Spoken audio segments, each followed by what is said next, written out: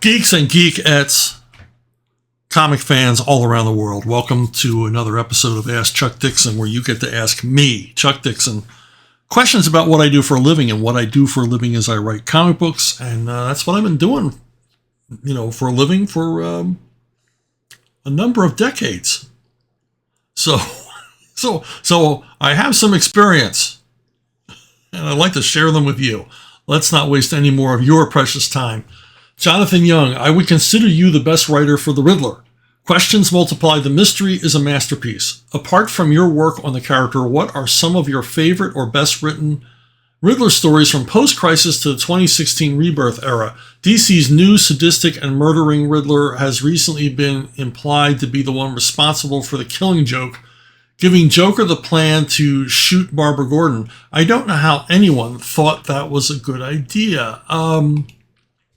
Yeah, it's a terrible idea.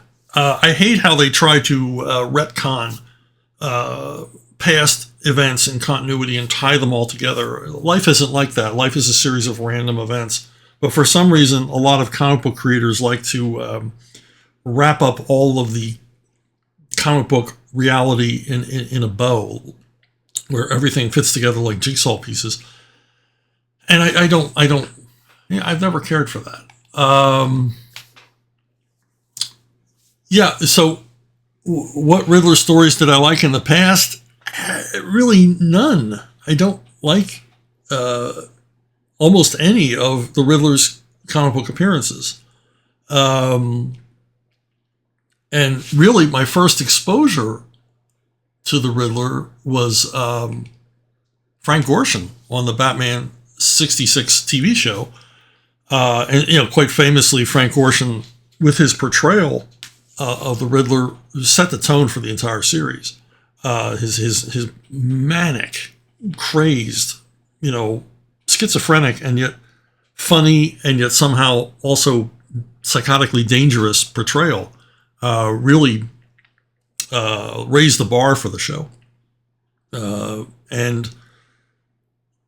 Until his appearance, I had never seen the Riddler. The Riddler, I think, only appears in two stories, late 40s, early 50s. Graham Nolan is screaming right now. Yes, it was issue 151, April 1952. I don't know. But I know it had been 20 years, at least 20 years in the comics,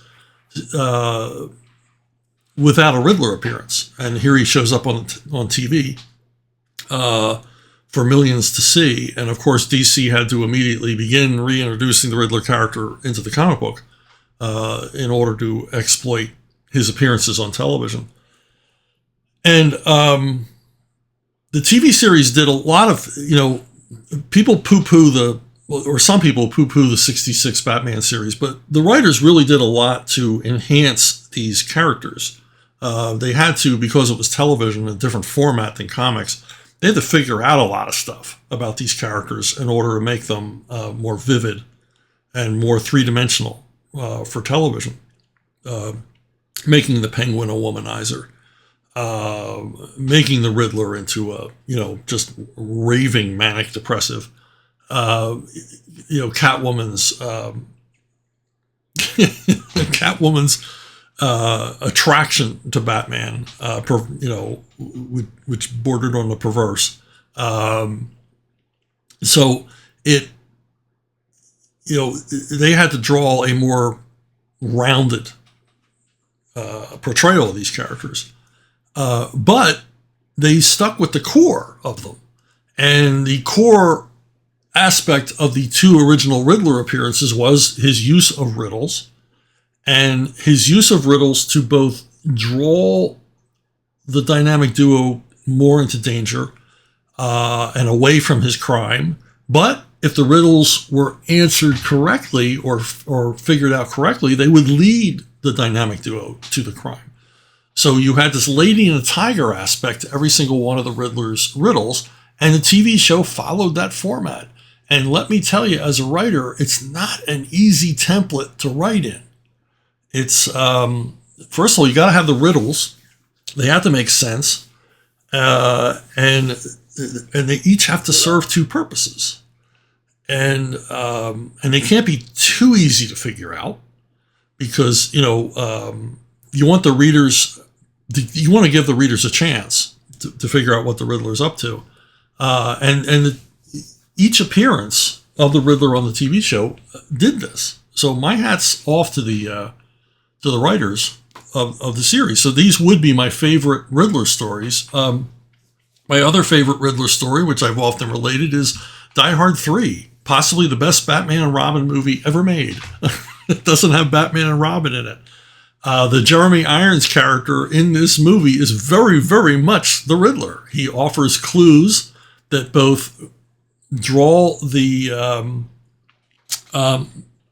two main characters away from the crime and toward the crime, depending on how they answer each of his little puzzlers. So yeah, it's so I gotta say, I mean, I'm sure you're like saying, well, is this guy full of hubris or what? But I don't think most writers who wrote the Riddler put the work in, which is why they portray, recently he's portrayed as a private detective character, or just portraying him as a homicidal psychotic, which he never was. I just took the template created by Bob Kane and Bill Finger, and later by the Batman TV show writers, which Bill Finger was one of them.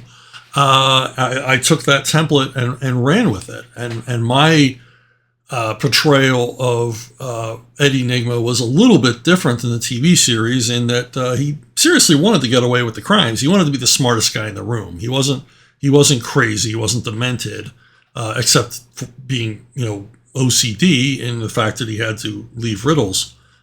Basically, he had to show he was the smarter guy. So he thought, well, I'm going to commit these crimes brazenly, and I'm going to leave clues scattered everywhere, and they're still not going to be able to catch me because I'm so freaking brilliant. And of course, the gag with my Eddie Nigma was he wasn't that freaking brilliant. He was just full of himself. So, which made the character a lot of fun to write. But a lot of fun, but a lot of hard work, which is why I really only wrote 2 Riddler stories in my entire 11-year run on Batman, because I had set the bar to the standard used by the TV writers. That every Riddler story had to follow this story template, which isn't a formula; it's a template. You can do anything within it. So I did the detective annual that you referenced and seemed to like very much. Thank you for the compliments, the kind words. And I also did an arc of detective with Graham Nolan. I think a 3-issue arc featuring the Riddler and the Clue Master.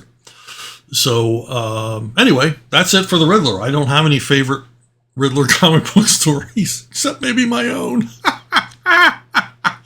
Oh, you prideful bastard, someone is out there saying. Rising Star Comics, what are your overall thoughts on the X-Men franchise? Who is your favorite X-Men character? And if you had gotten the chance to work on an X-Men title, what would you want to do with it? Probably run screaming into the night. Again, my hubris raises its ugly head. I never cared for the X-Men. I thought they were a bunch of whiners. Even when I was a kid, I bought X-Men #1. Came out the same summer as Avengers #1. And I loved Avengers #1. I thought, wow, this book's going to be good too. And then I think I bought 2 issues and just stopped buying it because I thought they were a bunch of whiners. Like, oh, I have mutant abilities I was born with, and oh, they're such a burden. It's like, wow, how are these superheroes super? They seem to think that their abilities are a curse. I thought these I guess they were supposed to be teenage characters. They just seemed like a bunch of, adolescent weenies to me. And, it's like they get to hang out in this exclusive school. Everything's done for them. They're just, they can fly and turn to ice, and they're super strong, and they can move things around with their minds. It's like, whoa. It's one of the few creations that Kirby did that I didn't get it. What were you going for here? But who's to argue? Obviously, they're extraordinarily popular. Apparently, there was a huge audience out there for a pack of heroes who feel sorry for themselves all the time. it was highly unlikely I would ever be offered an X-Men book because I really wasn't part of that clique at Marvel. I wasn't anywhere near that clique at Marvel. But in the unlikely event I was offered an X-Men title, I probably would have turned it down, even though at the time the money was awesome. It just wasn't something I wanted to get my head around. As far as characters, I love Larry Hama's run on the Wolverine solo title. But that's mostly because of Larry. He just did an awesome job with that. I mean, it was an onerous task. You were given Wolverine, the most popular Marvel Universe character at the time, and told to run with it. And there had to have been some degree of pressure for that title to sell well. And Larry stepped up to the plate and hit an out of the park home run every single issue. He really understood what the readers of that character wanted and gave it to them in spades. Johnny Van Ham, what is Stallone like to work with? What insights has he brought to the table that helped you during the writing process? What other Stallone properties do you have story ideas for or want to work on? I have the first Kill graphic novel ordered and cannot wait for it to arrive. Keep up the good work. The guy, I mean, it's undeniable. Hollywood legend, movie star.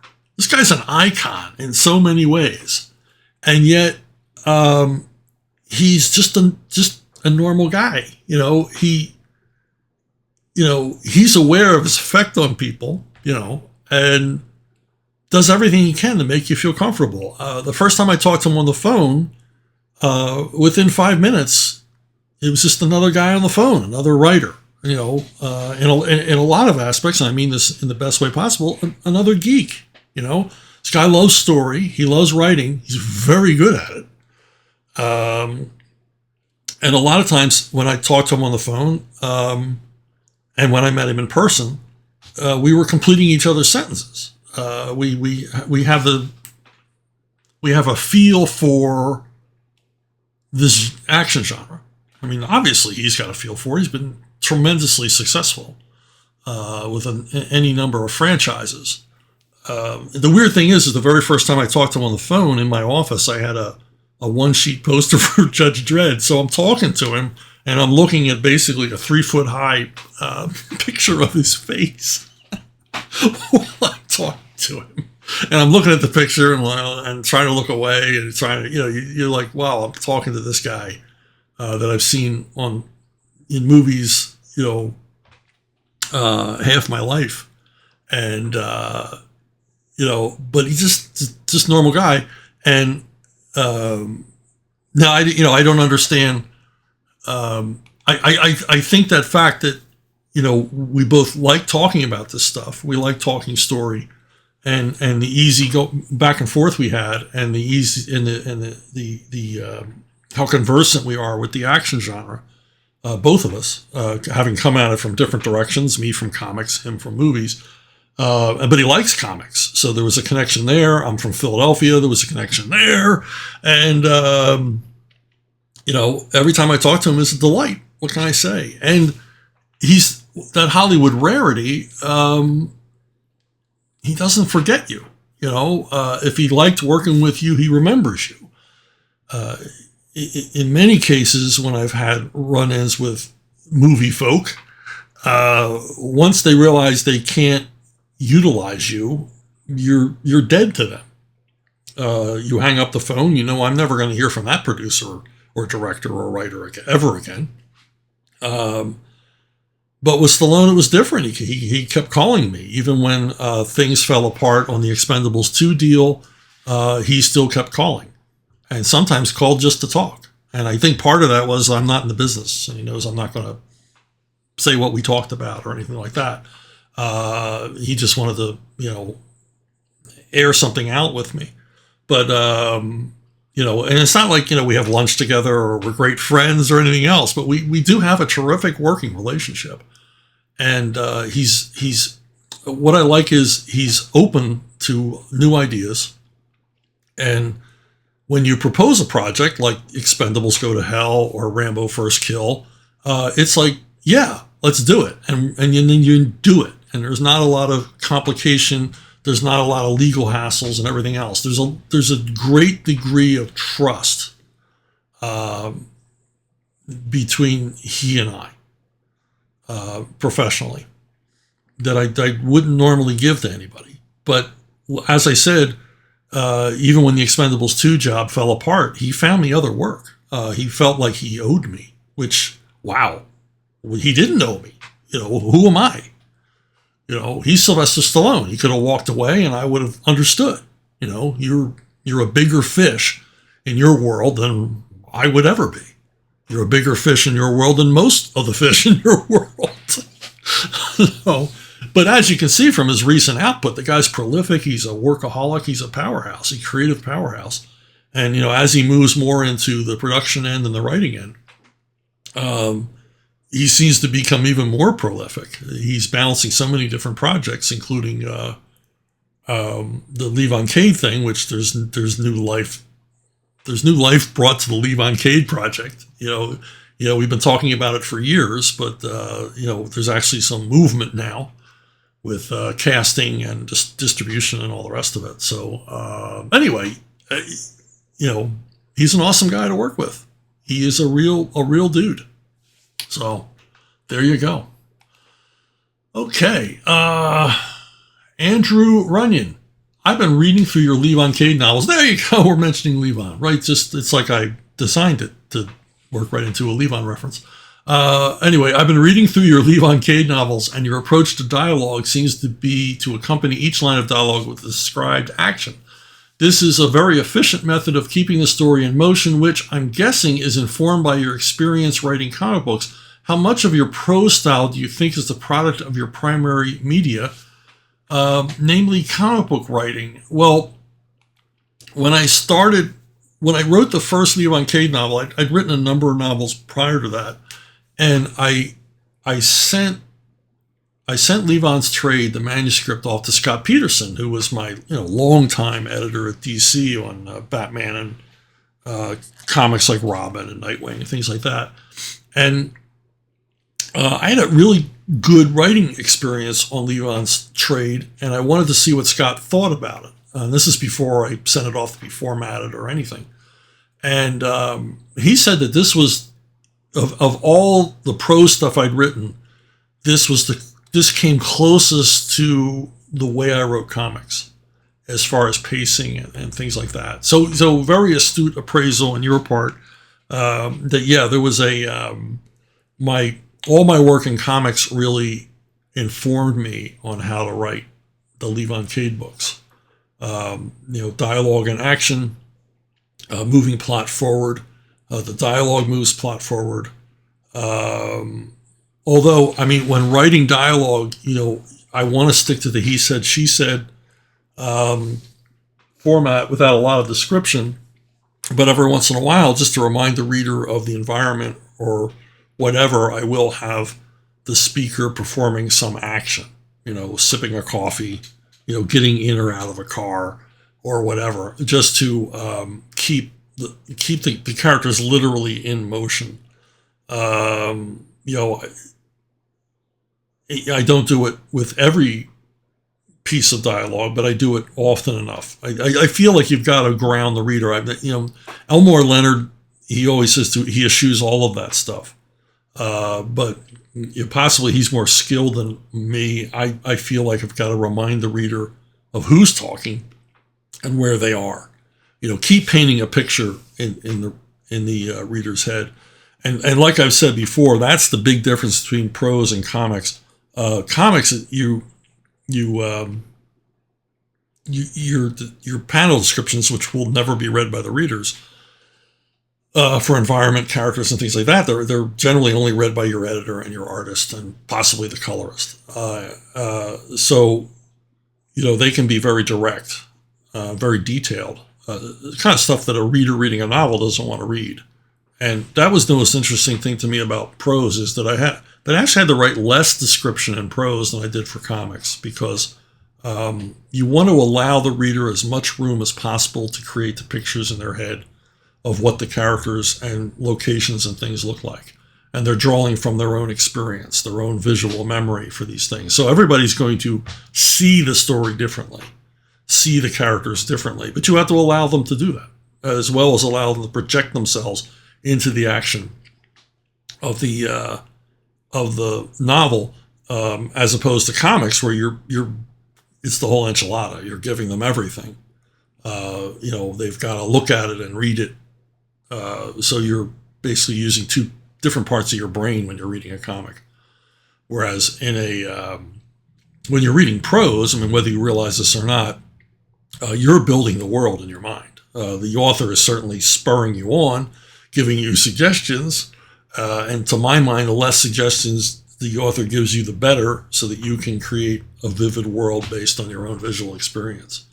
And to me, that's the thing about reading is it takes you to a different mental state. When you're really into reading a prose story, it takes you into a different mental state where you really, it's why people get so invested in fictional characters and fictional worlds. It's because if the author's doing his job properly, these worlds come alive in your mind. And that's what really fascinated me about prose. I mean, it intimidated me initially. But then I learned, not to be intimidated by that, but to lean on it. The reader's doing most of the work. I'm just getting things started.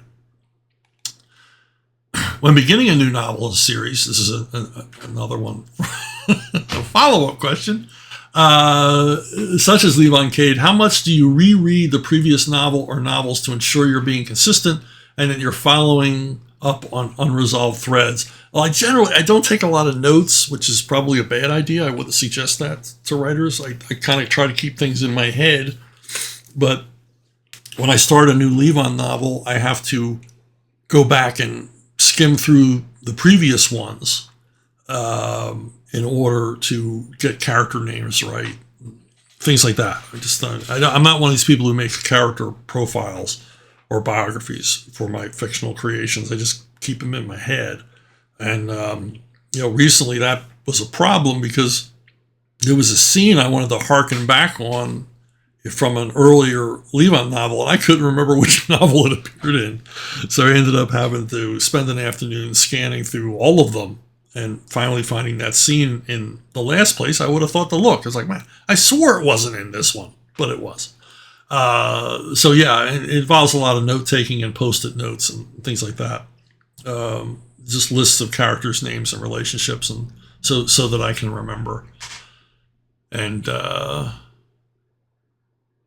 it's all part of the process of writing a series, and it's actually harder with a novel than it is with a comic, because with comics I'm generally revisiting them every month, and you can look at the comic and remember the person's name. But with the novels, I mean, there might be a few months between writing each one, so I've got to refresh my memory. And a final question about Levon Cade. In your Levon Cade novels, the stories spend a lot of time with investigators, social workers, and vets.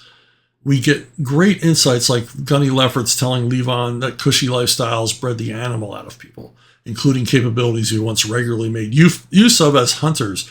We also get convincing banter between law enforcement officers. Do you consult with members of these disciplines to bring authenticity to what you're putting on the page? If so, who?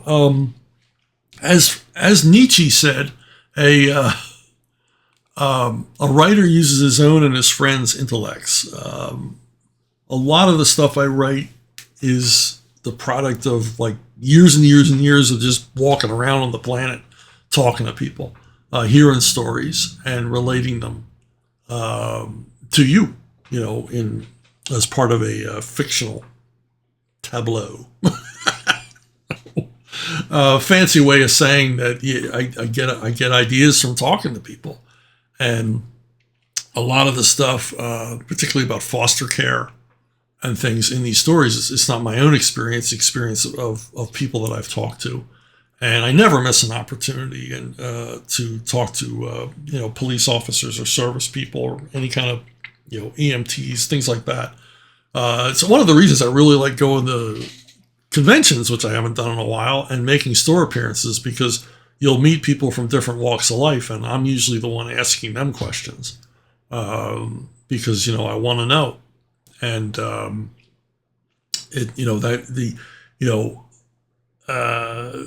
them bringing a comic for me to sign, that's my entree to ask them pester them with a bunch of questions. What do you do for a living? What's that like? And just sort of collect these stories in my head. In addition to things that have happened to me in my own life, but not so much, because I've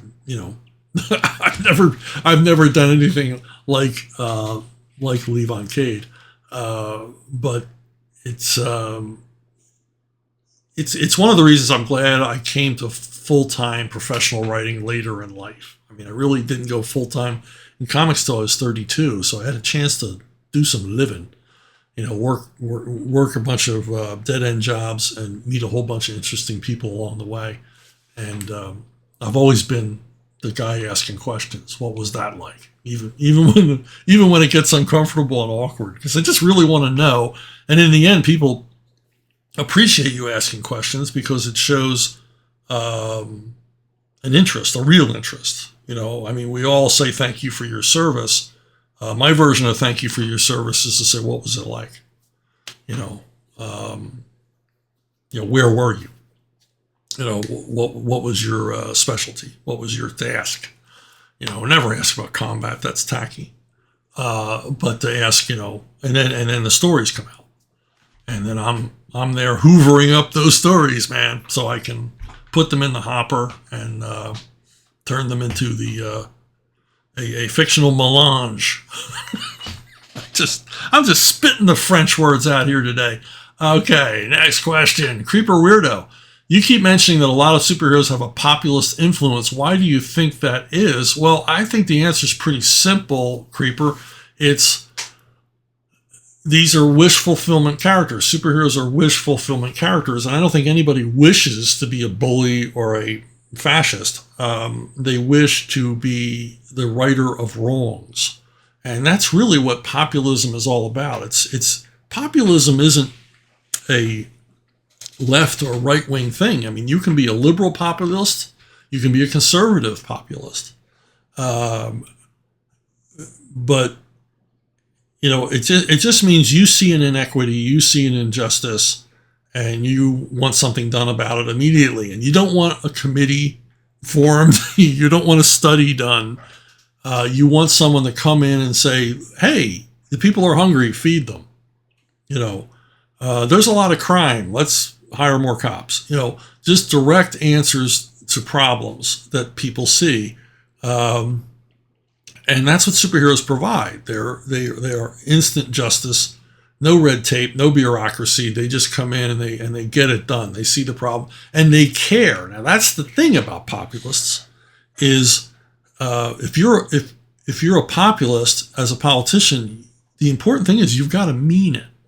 Okay, not to get too deep into politics or anything else, but Bill Clinton ran as a populist president in the 90s. The problem was he didn't mean it. He talked about having AstroTurf in the back of his pickup and feeling your pain, but in the end, he didn't mean it. He didn't take any actions that showed that he gave a damn about average people, which is what populists are all about, which is what Superman and Batman and Captain America and Spider-Man are all about. They are about protecting the interests of the average person, not the people in power. Superheroes often stand up against the establishment. Whereas you take someone like, again, I don't want to get a lot into politics, but you take someone like Donald Trump. Donald Trump very much ran as a populist. And I believe that he was. I believe he actually, because he had more direct answers, he was an anti-establishment figure. He challenged norms. He challenged the idea that everything has to be done slowly. He challenged the idea that the elites had to be considered first. It's our first president in a long time who was an enemy of Wall Street rather than a friend, and kind of in that way, a genuine populist, even though the guy's a multi-billionaire. So I think that's it. I mean, it's all the wish fulfillment thing. Nobody wants to be a creep. So you want to be well considered, be a nice guy. And Creeper, yes, I didn't forget Coco, your cat. You were kind enough sending a picture of a cat. Reminds me of my own critter that's hanging around here in the office every once in a while. We have a little feral Florida street kitty we adopted a number of years ago. Looks very much like Coco. And she keeps me company in my office most days. Hoping that I'll walk over to her feed bowl with her. So, anyway. Brick Hard Slab. Did you ever read any of the Wildcards books or comics? I bought the first of them when they appeared a long time ago. They briefly got resuscitated by Baen, but after a few more, I kind of zoned out. Price of paperbacks is ridiculous. Used in pixel books, even more so. Yeah, I read these when they first came out in the mid-'80s. I think I read the first two.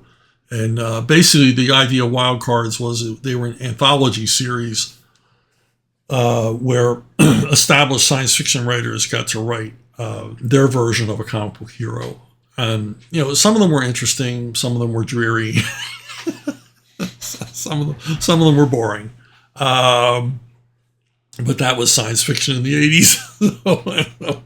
So yeah, I read a few, but like you, I kind of fell out of the habit. But mostly I read them because everybody in comics was talking about them. And hey, Brick Hard Slab gets a twin spin. All right. What's your opinion on the price of ebooks? I've read all of your stuff that's on Kindle Unlimited. I subscribe for a reason, but winnowing the wheat from the chaff is not always easy. I get authors need to get paid for nearly $20 for some titles that you don't own, can't read without power, and can't pass on to your brother once you're done, or down to your kids, and can never get signed. Seems steep for an ebook. Yeah, I think the price of ebooks is a little crazy. I mean, I keep mine within reason because I want you to read them. And quite frankly, I mean, at Amazon, most of the money comes from people like you who have the Kindle Unlimited. Very few people buy ebooks as compared to reading them, quote unquote, for free on Kindle Unlimited. If you don't know how Kindle Unlimited works, it's basically everybody that subscribes to Kindle Unlimited, which gives you, as it says, unlimited access to literally probably millions of ebooks.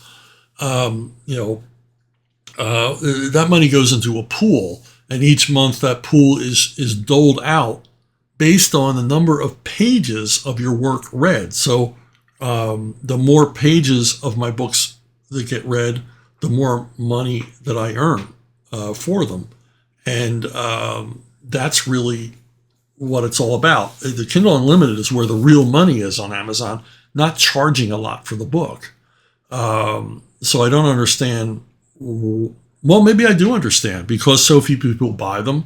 Why not charge whatever the market will bear? If you're, an author with a huge following like J.K. Rowling or Stephen King, you could probably charge whatever you want for the ebook, because most of your readers are going to read it, quote unquote, for free anyway. So, I agree with you. The price is too high, because I go back and find books, particularly like paperback originals from the 70s that I might have missed, and they're available on Kindle. And quite honestly, if they're over 99 cents, I don't buy them. Because I would rather have the actual paperback.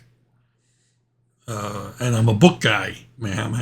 Every room in my house has bookshelves in it, so I'm more of a book guy anyway. But yeah, the price, Kindle books should be kept as affordable as possible to encourage you to read them more. Triple spin for Brick Hard Slab. Okay, tell us more about SpinRack, please. Does it cost a subscription? Can you buy individual paper books, etc.? Well, I've talked a bit about SpinRack. It's an effort that I'm involved with, me and Graham Nolan and a number of other fine, talented people.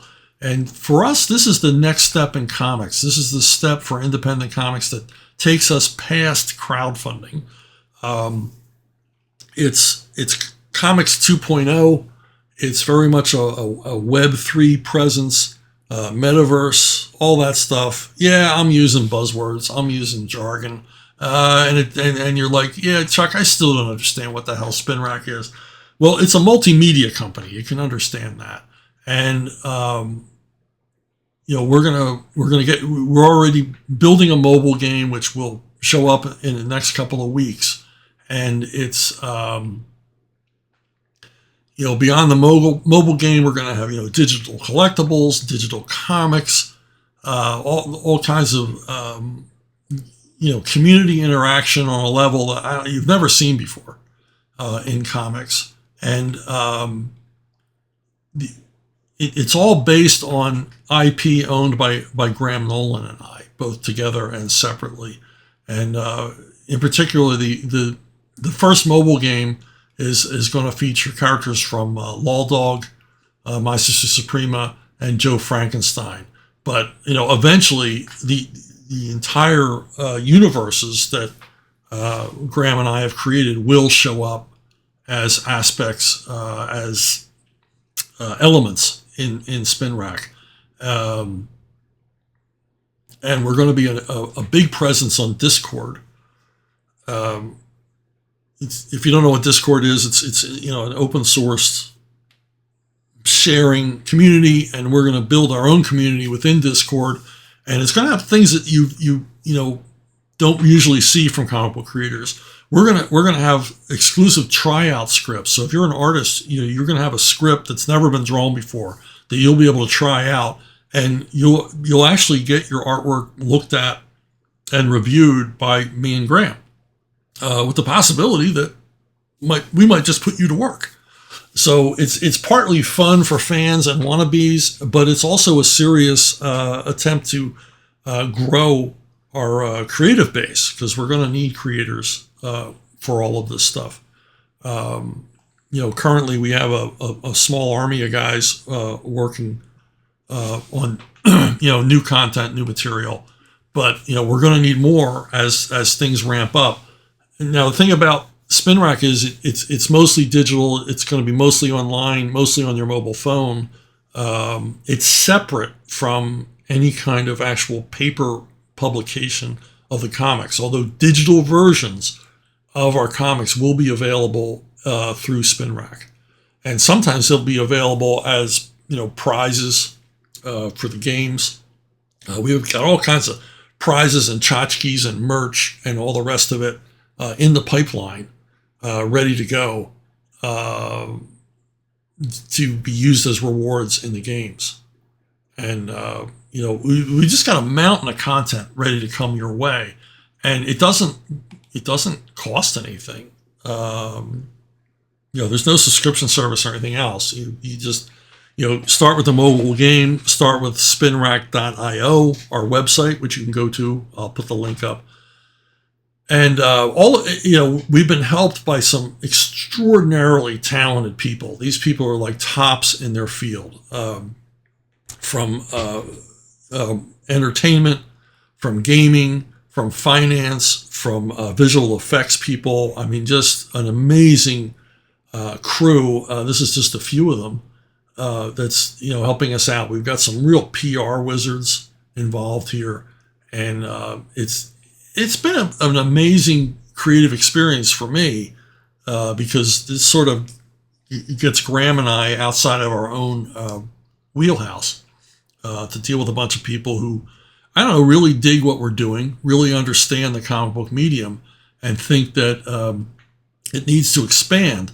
And let me emphasize that Graham and I are not licensing our IP to SpinRack. We are SpinRack. We are founders. We are a part of this company. We are at the creative core of this company. The company is creator-owned, creator-fueled, creator-driven.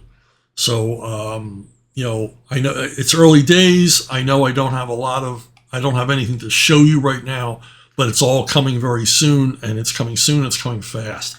So go to SpinRack.io and sign up so you can be alerted about everything we're going to be doing. And it's cool stuff. It's very cool stuff. Okay, Keon Kurji, what are your opinions on Robert Jordan? What do you think of both Wheel of Time and his Conan stories? Also, you yourself wrote the comic adaptations of Eye of the World and New Spring. Can you give us any insight into those projects? Yeah, I'm not a big fantasy guy, big fantasy by the pound guy.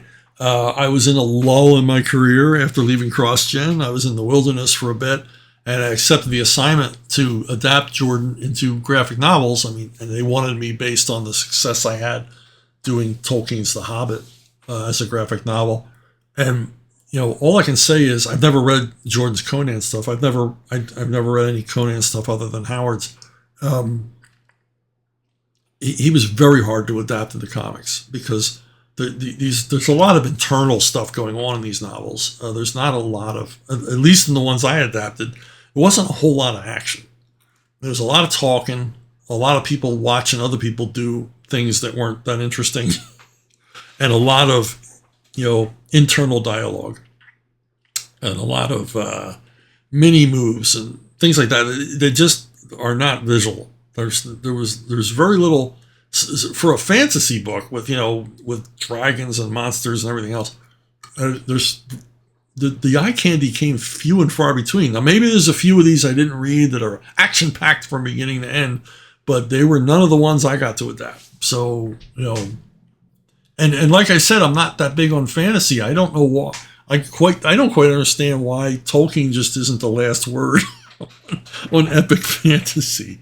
What are you going to do that better than what he did? I don't get it. So anyway, that's my, yes, hubris reigns in this episode. I hate shooting down people because maybe Robert Jordan's one of your favorite authors of all time. And if so, that's great. I'm not putting him down as an author. I'm just saying not easy to adapt to comics. Speaking of fantasy, yeah.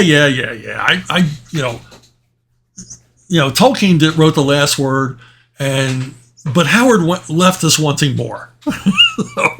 Because Robert E. Howard's stories are, driven by a strong, fascinating, amazing, engaging lead character. We want more Conan, and I'm doing my best to provide that. Siege of the Black Citadel is the first of 3 planned Conan novels, although I'm probably going to write more. I've already written the second one. I'm halfway through the third. And they're available on Amazon. They're available at Barnes & Noble, or you can buy them direct from Archaven. And if you buy them direct from Archaven, you get a free ebook. So there you go, Brick. You get a free ebook. We don't charge you for that. And I'll put the link to Archaven down in the comments. So if you have a question, suggestion, picture your kitty cat you want to send to me, the most direct way to get it to me is brunobookstore@gmail.com. brunobookstore@gmail.com.